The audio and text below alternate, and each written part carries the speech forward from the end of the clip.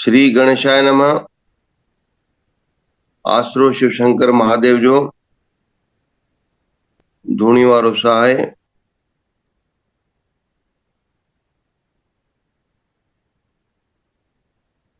बोलो प्रभु श्री कृष्ण भगवान की जय। श्रीमद् भगवद गीता जी जय।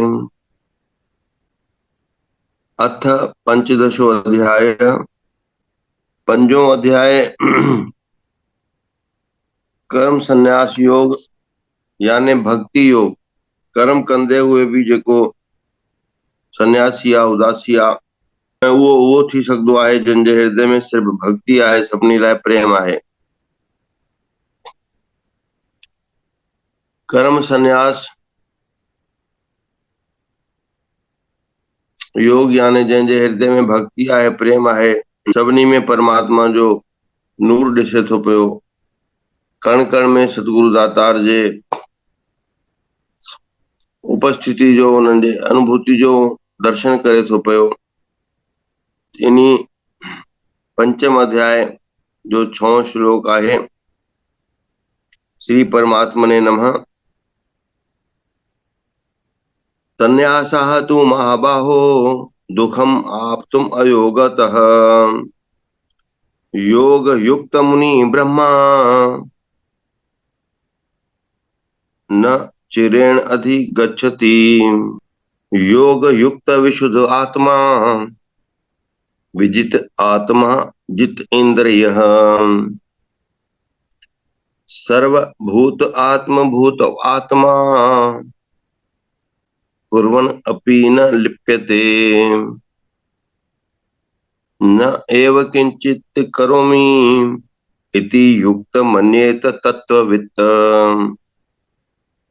पश्यन् श्रवणन् स्पर्शन् जिघ्रन् पश्यन् श्रवणन् स्पर्शन् जिघ्रन् पश्यन् गच्छन् स्वपन् शश्वसन् प्रलपन विसर्जन ग्रहणन उन्मिशन निमिशन अपि।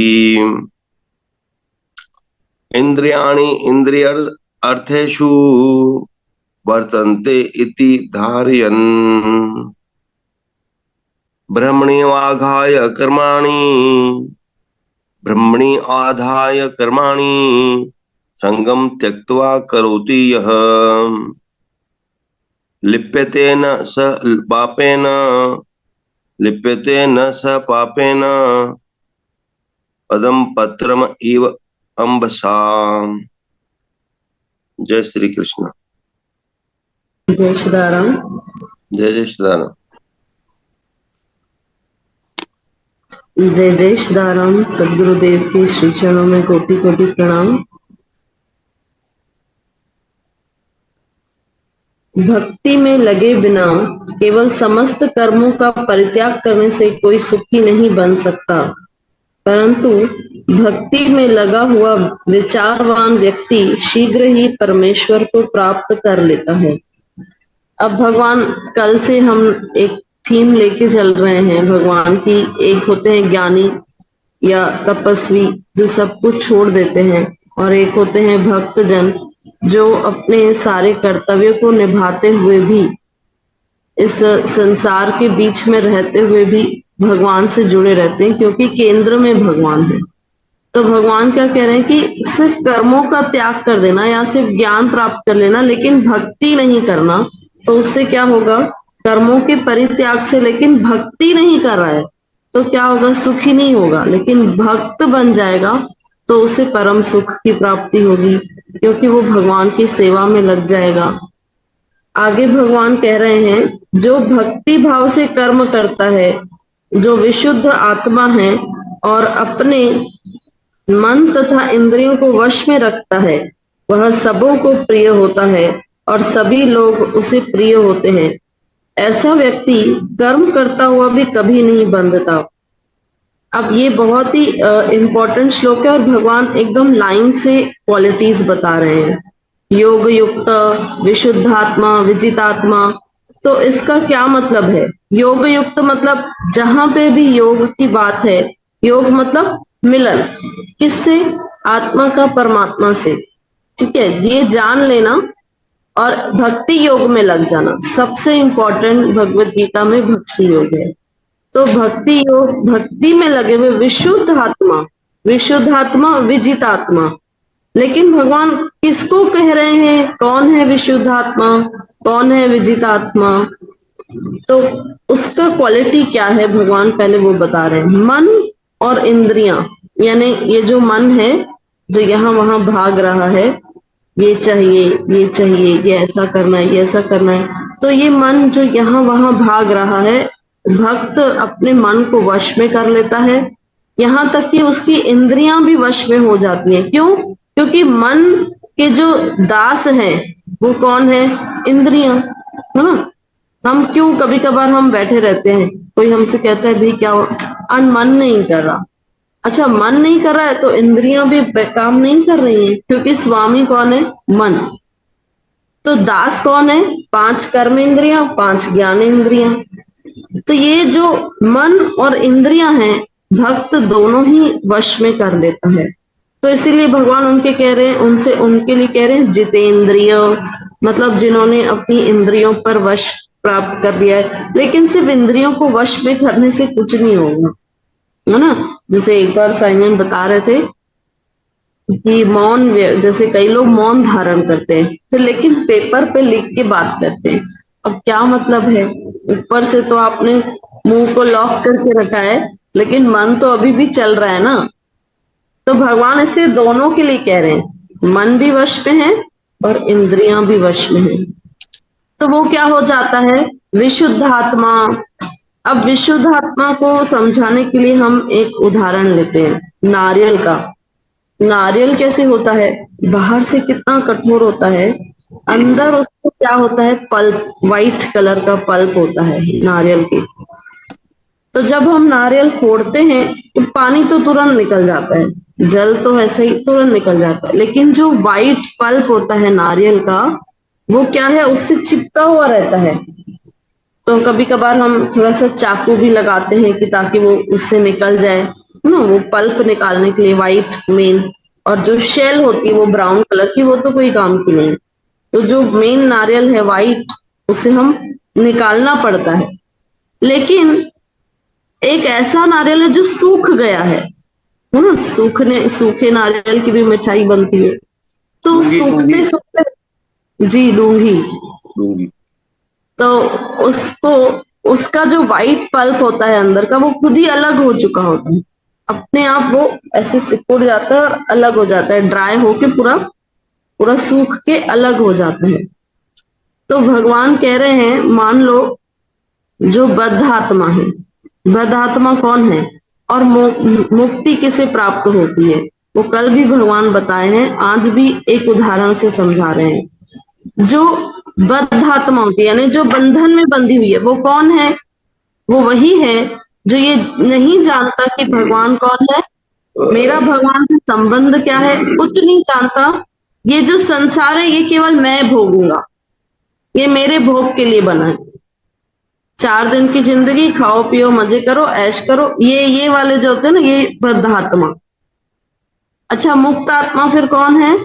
जो ये जानता है कि परमात्मा कौन है, मेरा परमात्मा से संबंध क्या है, और भगवान ही एकमात्र स्वामी है, हम नित्य दास हैं।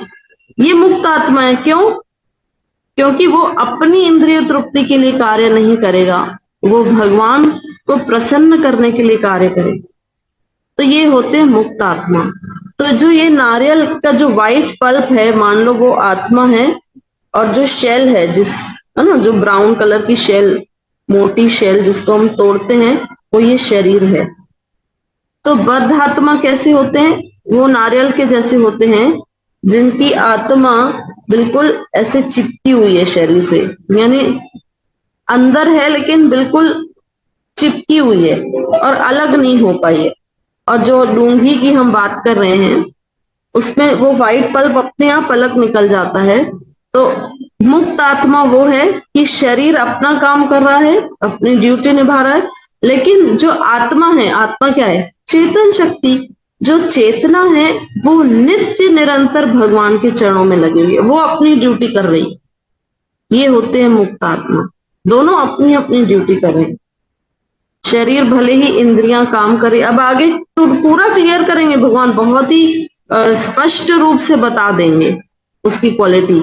ऐसे नहीं है, भगवान सब खुद कह रहे हैं कि जो मुक्त आत्मा है वो नहीं होता जो सब कुछ छोड़ के बैठ गया है। मुक्त आत्मा वो है जो चलता फिरता। अब आगे देखो भगवान पूरा क्लियर करेंगे। देखो क्या कह रहे हैं भगवान, सातवें और आठवें आठवें और नौवें श्लोक में भगवान कह रहे हैं, दिव्य भावनामृत युक्त पुरुष देखते, सुनते, स्पर्श करते, सूंघते, खाते, चलते, फिरते, सोते तथा श्वास लेते हुए भी अपने अंतर में सदैव यही जानता रहता है कि वास्तव में वह कुछ भी नहीं करता।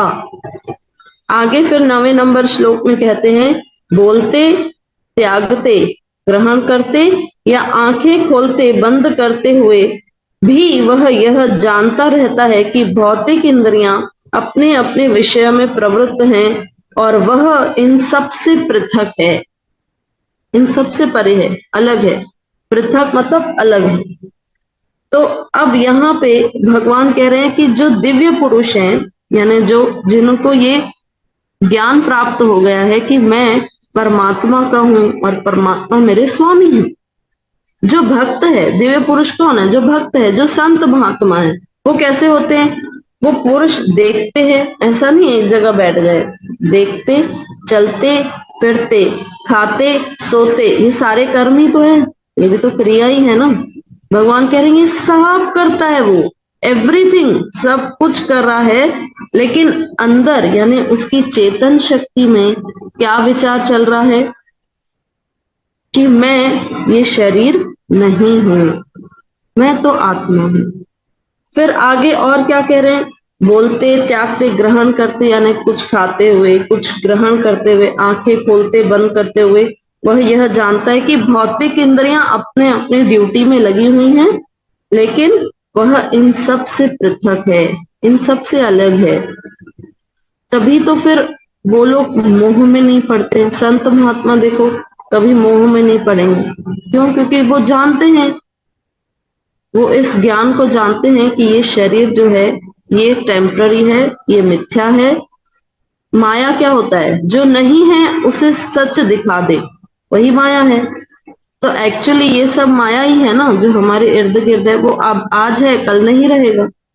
तो इस भाव को वो जानते हैं और हमेशा उनकी चेतन शक्ति में ये भाव रहता है कि हम शरीर नहीं, हम आत्मा हैं। तो ये भाव भगवान कह रहे हैं जब आ जाएगा, जब ये अलर्टनेस, भाव तो छोड़ो, ये अलर्टनेस होता है एक्चुअली, हम इतने अलर्ट हो जाते हैं कि हमें पता है कि हर समय हम शरीर नहीं, हम आत्मा है। ये अलर्टनेस जिसके अंदर आ गई वो दिव्य पुरुष है। आगे भगवान कह रहे हैं, जो व्यक्ति कर्म फलों को परमेश्वर को समर्पित करके आसक्ति रहित होकर अपना कर्म करता है, वह पाप कर्मों से उसी प्रकार अप्रभावित रहता है जिस प्रकार कमल पत्र जल से अस्पृश्य रहता है। एक सुंदर उदाहरण दे रहे हैं भगवान। क्या कह रहे हैं? कमल कीचड़ में होते हुए भी उससे अलग है ना। कमल का उदाहरण दे रहे हैं भगवान, जो कमल फूल होता है उसका उदाहरण दे रहे हैं। किसके लिए उदाहरण दे रहे हैं? वो व्यक्ति पहले तो आसक्ति रहित मतलब कर्म करता है लेकिन उसमें फंसता नहीं, उसमें आसक्त नहीं होता, फल में आसक्त नहीं है। वो व्यक्ति जिन्होंने कर्म फलों को ईश्वर को समर्पित कर दिया है। अब कई लोग सोचेंगे कि बड़ा ही अजीब कॉन्सेप्ट है, भगवान क्यों ऐसे बोलते हैं? पिछले दूसरे अध्याय में भी भगवान कहते हैं, कर्मण्येवाधिकारस्य मा फलेषु कदाचन, है ना, कर्म करते जा, फल की इच्छा मत कर। कई लोगों को तो गुस्सा आ जाता है, ये कैसे कह रहे हैं भगवान, कर्म भी करें फिर फल की इच्छा नहीं करें। फल की इच्छा नहीं, भगवान कह रहे हैं कि फल में आसक्त नहीं होना है, फल पर तुम्हारा कोई अधिकार नहीं है, वो हमारे हाथ में है नहीं। हमने मान लो कई लोग, ठीक है, यज्ञ करते हैं या यज्ञों में बैठते हैं या व्रत करते हैं कि हमें पुत्र संतान की प्राप्ति, लेकिन हो गई पुत्री, बेटी आ गई, तो वो आपके हाथ में है क्या? नहीं, नहीं है हमारे हाथ में। लेकिन जो बद्ध होते हैं ना, फिर वो आरोपण करते हैं हमने तो ये भी किया वो भी किया, तभी भी भगवान ने हमें बेटी दी, बेटा नहीं दिया। अरे आपके भाग्य में ही बेटी थी, तो फिर उसमें कोई क्या करेगा। इसीलिए, लेकिन उसी जगह एक भक्त है, वो सब करेगा। अगर मान लो उसी जगह कोई भक्त है, उसको इच्छा भी हुई कि पुत्र प्राप्ति से पुत्र संतान हो, उसने यज्ञ किया, व्रत किया, सब कुछ किया, लेकिन आ गई पुत्री, तो वो स्वीकार करेगा शांत भाव से कि ठीक है प्रभु, जैसे आपकी लीला। ये फर्क है, ये बहुत इंपॉर्टेंट है। तो इसीलिए वो क्या करता है, अपने फलों को भगवान के चरणों में दे देता है। जैसे एक एग्जाम्पल, बैंक में कैशियर होते हैं, कैशियर क्या करता है, पैसे लेता है ना, आता है कस्टमर, कैशियर पैसे लेगा, रिसीट देगा उसको, और पैसा बैंक में जमा कर देगा। कैशियर का क्या काम है, कैशियर का सिर्फ काम है पैसे लेना, लेकिन जो मेन मैनेजमेंट है बैंक की, वहां वो जमा करेगा, जो मेन है। अब उस बैंक में अगर एक दिन लाखों रुपए आ रहे हैं तो उसे कुछ नहीं, मतलब कभी कभार ज्यादा पैसे आ रहे हैं, करोड़ों रुपए बैंक में जमा हो रहे हैं, तो वो बैठ के खुश थोड़ा ना होगा, वो करोड़ रुपए उसके थोड़ा है, नहीं है। वो अपनी ड्यूटी करेगा, पैसे लेगा, रिसीट काटेगा, कस्टमर को देगा, पैसे वापस जो मेन है वहां जमा कर देगा। और फिर जो मेन मैनेजमेंट है वो उसको सैलरी देगी उसकी ड्यूटी की। तो ये सेम हम भी क्या है, कैशियर है। हमें जो मिल रहा है हम पहले भगवान की सेवा में लगाएंगे, फिर भगवान हमें इन रिटर्न हमारी सैलरी देंगे, हमारा जो भी बनता है वो देंगे। तो ये हमारा सिस्टम ऐसे है। अब क्या हो गया है, हम कुछ भी अर्पण करने को तैयार नहीं है ना, कुछ भी देने को तैयार नहीं है। बोलते तो ये है तन मन धन सब कुछ है तेरा, लेकिन भाव ये तन मन धन सब कुछ है मेरा। कुछ भी देना नहीं चाहते, ना दान, ना भगवान को भोग लगाना चाहते हैं। तो मेन कौन है, भगवान है।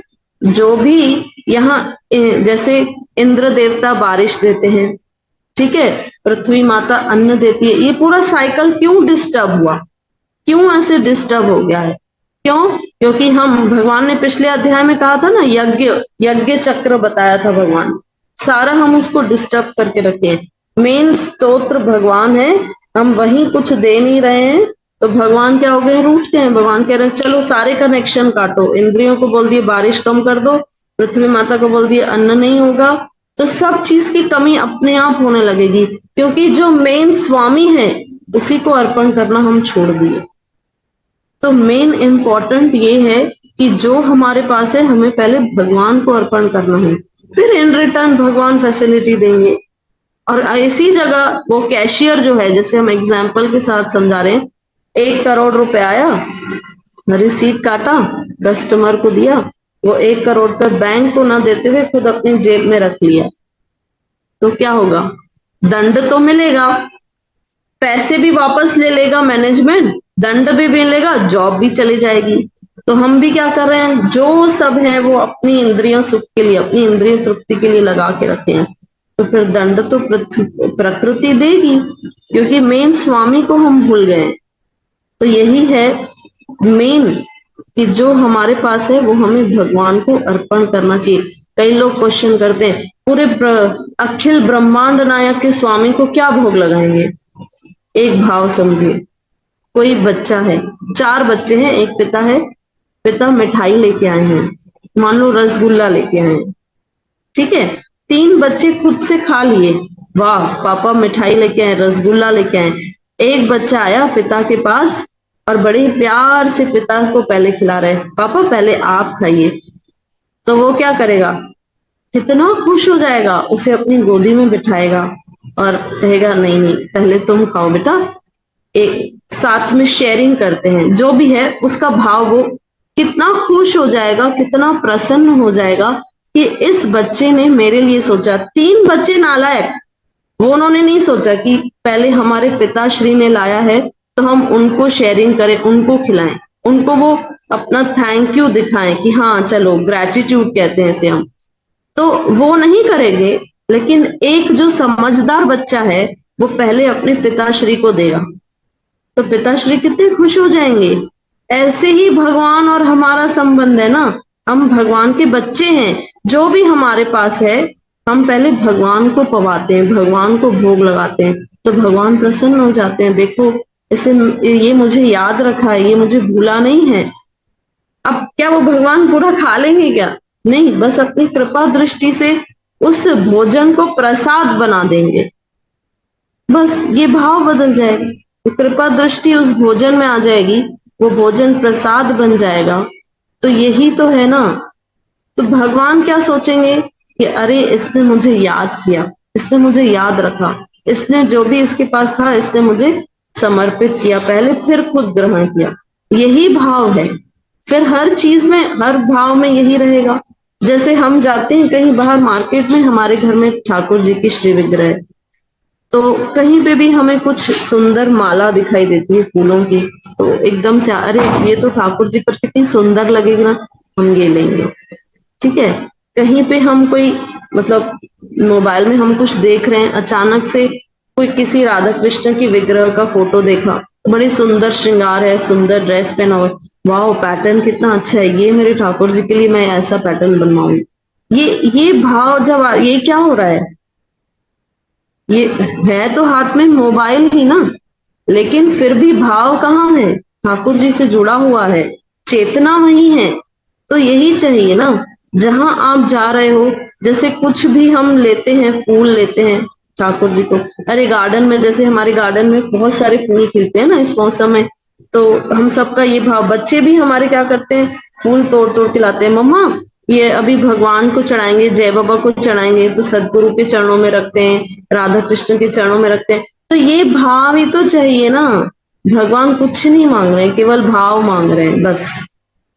तो वही आसक्त रहित होकर जो कर्म फलों को भगवान को समर्पित कर देता है, वही इंपॉर्टेंट है। भगवान कह रहे हैं वो सारे पाप कर्मों से मुक्त है, सब पापों से मुक्त है, और उसी प्रकार जैसे कमल कीचड़ में रहते हुए भी पवित्र है, वैसे ही वह इस संसार में रहते हुए भी इन सब कर्म बंधन से नहीं बंधता।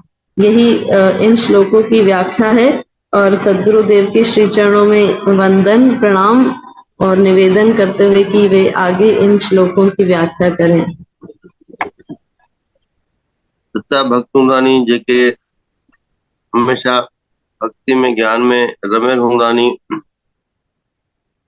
उन्हनि खे ये सभु ॻाल्हियूं ख़बर हूंदियूं नी, छो जो उन्हनि जे अंतर मन में इहा ई वाणी हलंदी रहंदी आहे। परमात्मा श्री कृष्ण जो ही गीता जो ज्ञान हिकु अद्भुत गीत आहे, मधुर मिठो मिश्री वांगुर वो सच जो ज्ञान आहे, जेको श्रद्धालुनि खे, भक्तनि खे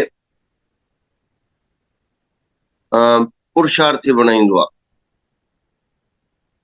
पुरुषार्थी छा थींदो आहे?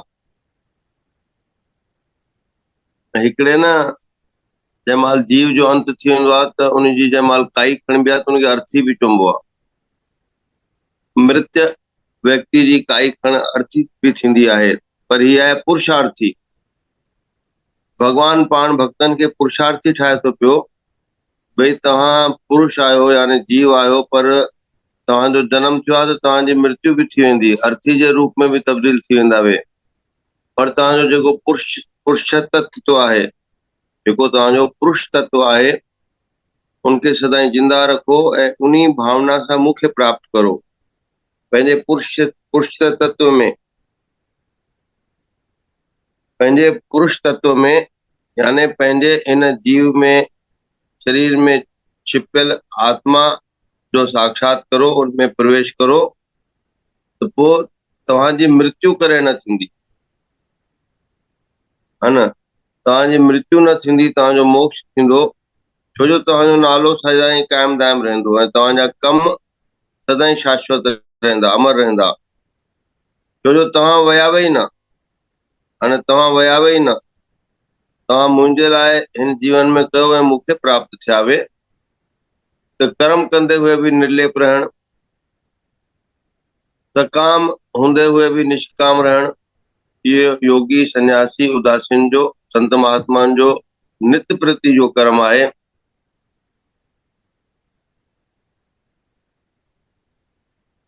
जेके इन श्लोकनि में आयो कि ॿुधंदा खाईंदा पींदा ॾिसंदा सभु कुझु कंदा आहिनि पर बंधननि में न ईंदा नी। ऐं जंहिंमहिल जंहिंजे हृदय में भक्ति रहंदी आहे त उहो कॾहिं बि दोष पाप जा कम न कंदो आहे। ऐं जंहिंमहिल हिकु सुठे भक्त को जंहिंजा उनजो जेको कर्म रहंदो आहे सदाई सात्विक रहंदो आहे, छो जो हिकु कूड़ हिकु पाप सां अनेक कूड़ अनेक ॿिया बि मिथ्या गुण अची वेंदा नी। तंहिं करे हमेशा इन्हनि खां पासेरो रहणो आहे। त तॾहिं पोइ जेका असांजे हृदय में भक्ति आहे उहा नित्य प्रति वधंदी ऐं असां सच ॾे सच बि छा आहे असांजी आत्मा आहे उन्ही जे अंदरि प्रवेश कंदा वेंदासीं ऐं जंहिंमहिल उते उनजो दर्शन थी वेंदो उते असांजी बुद्धि स्थिर थी वेंदी दृढ़ थी वेंदी त पोइ सभई हिकु जहिड़ा लॻंदा, कंहिंसां बि कुझु बि थोरो सो बि ग़लति कोई न हलंदो। हाणे असांजे मुल्क जा अॼु 2 अक्टूबर आहे, 2 महान महापुरुषनि जो जनम ॾींहुं आहे, हिकु महात्मा गांधी ॿियो जवाहरलाल नेहरू। हाणे उन्हनि जा वचन ॿुधो उन्हनि छा चयो आहे, उहे राजनीतिक न हुया, उहे महापुरुष हुया। हाणे हिकु राजनीतिक ऐं महापुरुष में फ़र्क़ु आहे। महात्मा गांधी ने चयो आहे कि सदाई अच्छा बोलो अच्छा सुनो अच्छा देखो। हाणे हिन सां त राजनीति जो मतिलब ई न आहे, न मुल्क जो कंहिं देश जो मतिलब आहे। इहो सर्व इंसानियत जे लाइ आहे, हर मानव जे लाइ आहे, संपूर्ण विश्व जे लाइ आहे ऐं इहो ई भगवत गीता आहे। सदाई सुठो चओ मिठो चओ सुठो ॿुधो ऐं हमेशा चङो ॾिसो, छो जो ॾिसण सां बि न त पाप लॻी वेंदो आहे। 8 ऐं 9 श्लोक में हुयो। अच्छा, हाणे पोइ जवाहरलाल शास्त्री ने छा चयो आहे,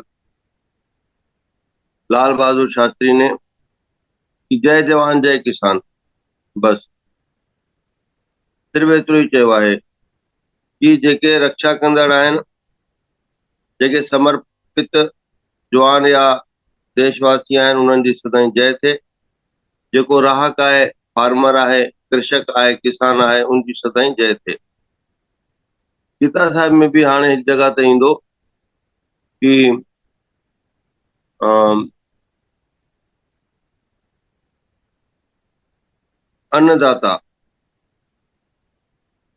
अन्नदाता जी जय थिए। अन्नदाता केरु नी, हिकु माता आहे सभिनी जी, उहा अन्नदाता आहे, उहा रोटी पचाए करे खवाईंदी आहे। ॿियो अन्नदाता केरु आहे, किसान आहे, राहक आहे, जेको अन्न खे पोखनि में पोखींदो आहे, लूणींदो आहे, वरी उपलब्ध कराईंदो आहे सभिनी जे लाइ। ऐं ॿियो परमात्मा आहे, जेको हिन संसार खे अन्न में ठातो अथसि, जीवन जे उदर पूर्ति जे लाइ विभिन्न प्रकार जा अनाज ठाता अथसि। इन प्रकार सां ही चरखो हलंदो आहे त जीवन सफल करण जे लाइ उन परमात्मा जा सदाई गुणगान करणु खपेनि। इन में इहे सभु अची वञनि था पिया, जवान अची वञनि था, किसान अची वञनि था, माता पिता अची वञनि था, परमात्मा अची वञनि था पिया।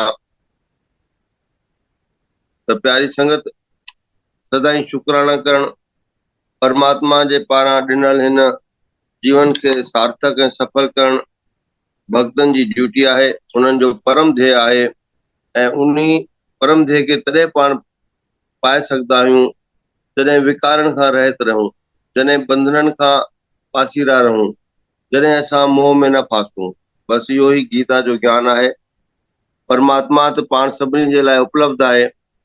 परमात्मा भक्तनि जे वस में हूंदो आहे, शीघ्र मिली वेंदो आहे। सिर्फ़ु पाण उन्ही ते ई ध्यानु रखूं, उन्ही जे ई कमनि खे करूं, है न, उन्ही जे ॿुधायल रस्ते ते हलूं, उन्ही जे प्रति अत्यंत प्रेमा भाव ऐं भक्ति रखूं, तूं असांखे अवश्य मिलंदो आहे। उन्ही जा कम कंदासीं, उन्ही खे प्राप्त थींदासीं। इन्हनि शब्दनि सां जय श्री कृष्णा, जय सदाराम। जय जय श्रीराम। जय श्री राम। साईं जी, एक रिक्वेस्ट जो हम कल रखे थे कि आप एक बार बताएं कि सब अपने घरों में श्राद्ध पक्ष में भगवत गीता का पाठ कैसे करें, वो थोड़ा सा मार्गदर्शन कीजिए। जी बोलिए। जो हमने कल रिक्वेस्ट रखी थी कि सब भक्तों की ये जिज्ञासा है कि श्राद्ध पक्ष में भगवत गीता का पाठ घर में कैसे करें, उसके ऊपर आप थोड़ा सा मार्गदर्शन कीजिए। ओके।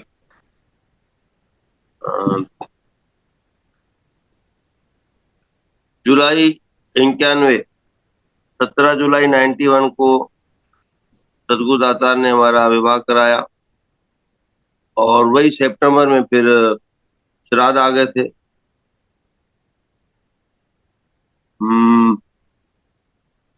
और बाबा ने दीपिका से कहा कि आपको श्राद्ध के 15 दिन गीता का पाठ घर में बैठ के करना है। बस वही मूल मंत्र है कि घर की जो भी बड़ी स्त्री है उसको इन जो भी 14 या 15 तिथियां हैं संपूर्ण गीता को पढ़ लेना चाहिए। कभी एक एक अध्याय, कभी छोटा है तो 2 अध्याय, और अमावस्या के दिन भोग डालना चाहिए। श्रद्धा पूर्वक प्रतिदिन गीता साहब के सामने थोड़ा सा जल अमृत जिसमें तुलसी और मिश्री रहे, कोई भी प्रसाद, फल इत्यादि उसको रख के फिर अपने परिवारजनों को बांटना चाहिए, जैसे उस गीता के पाठ का, अध्याय का उनको फल प्राप्त होता रहे। और यह सब पितृपक्ष में करने का अर्थ यह है कि इससे पितरों को अर्पण तर्पण, प्रसाद और अमृत प्राप्त हो जाता है और घर की शुद्धि हो जाती है। यह बहुत ही सरल और सदगुरु द्वारा बताया गया रास्ता है जो हर घर परिवार को करना चाहिए।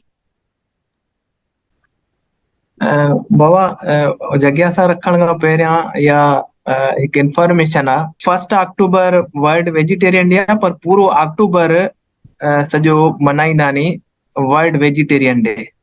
Very good. इहो इंटरनेशनल आहे?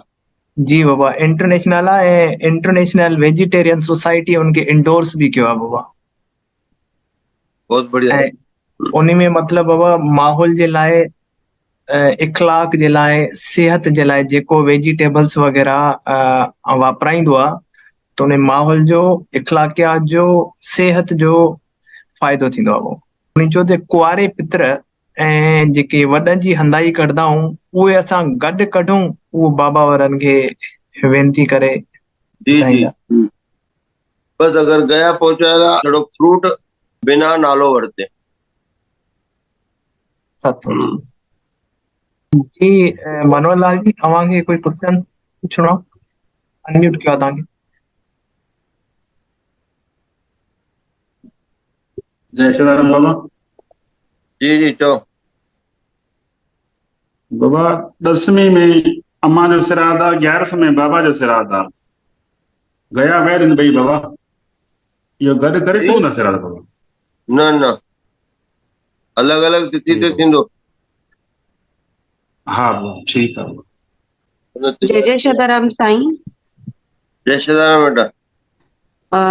साईं, आज रोहित रेलन धुलिया से उनका बर्थडे है 2 अक्टूबर, तो आशीर्वाद दीजिए कि अगले साल तक वो मतलब उनको एक संतान प्राप्त हो जाए।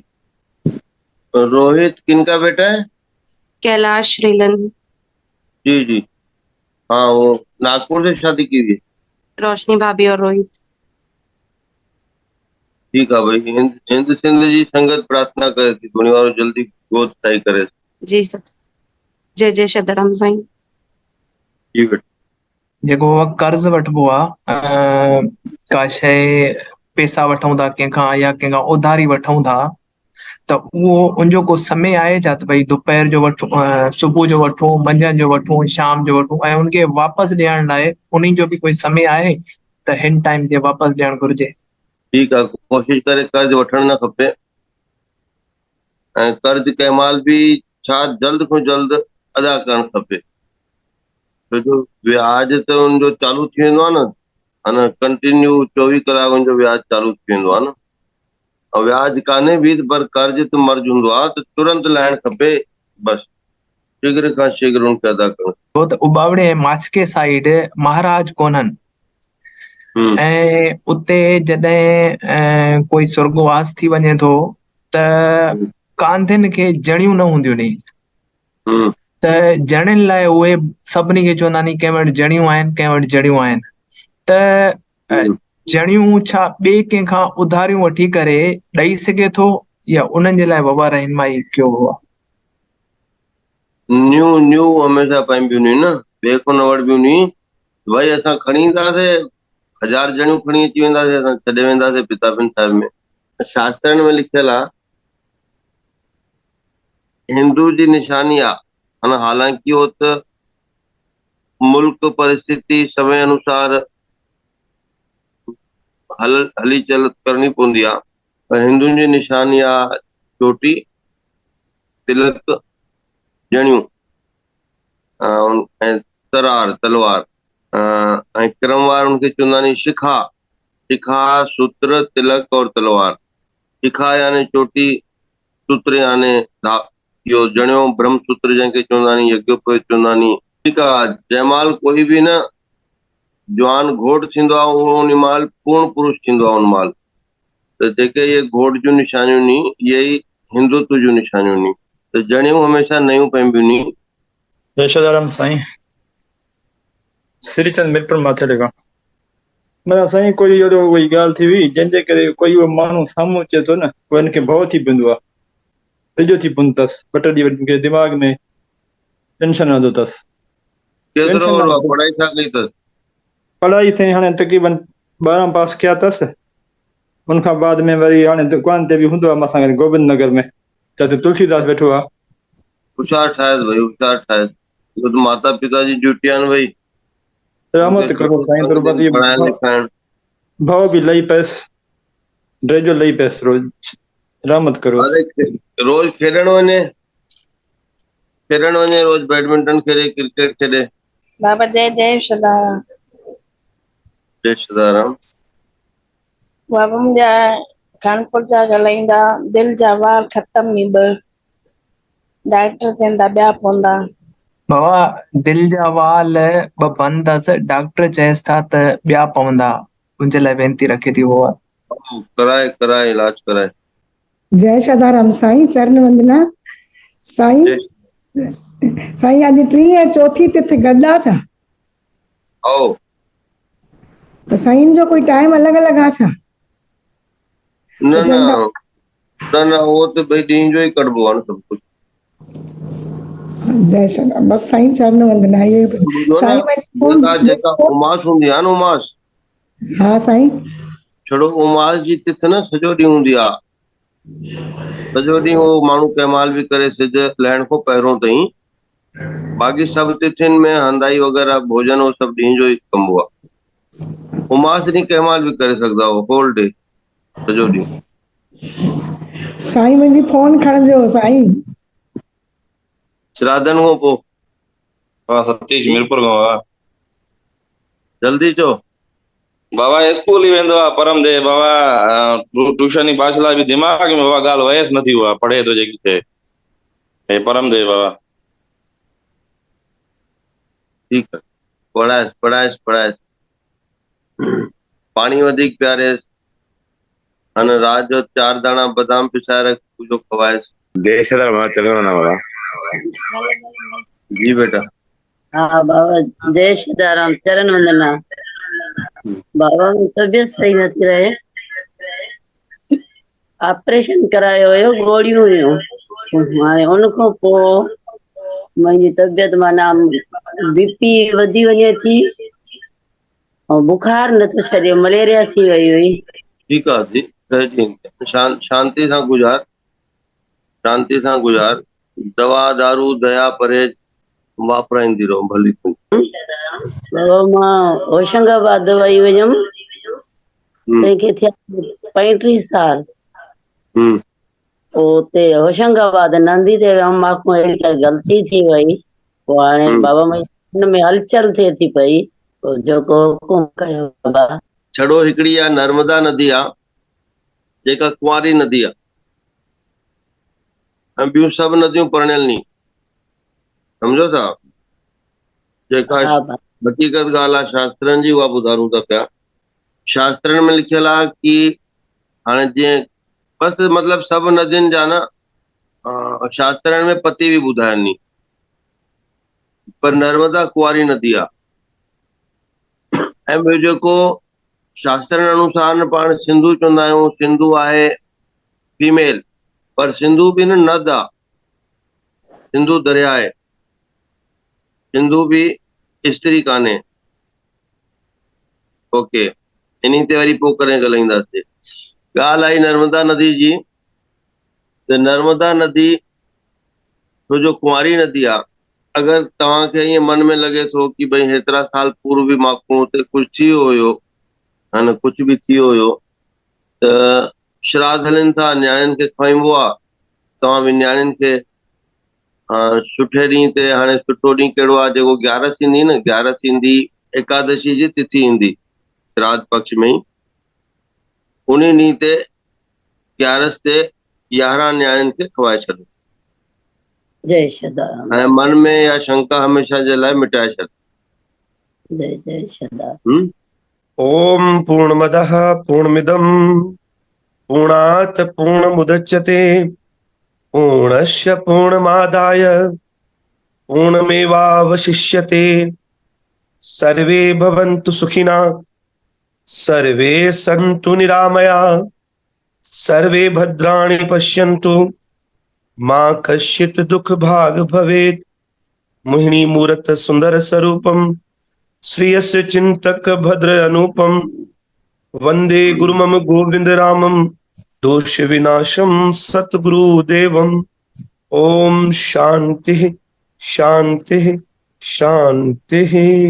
जय सदाराम। जय श्री राम, जय श्री राम, सदाराम, चलो, माता, चलो,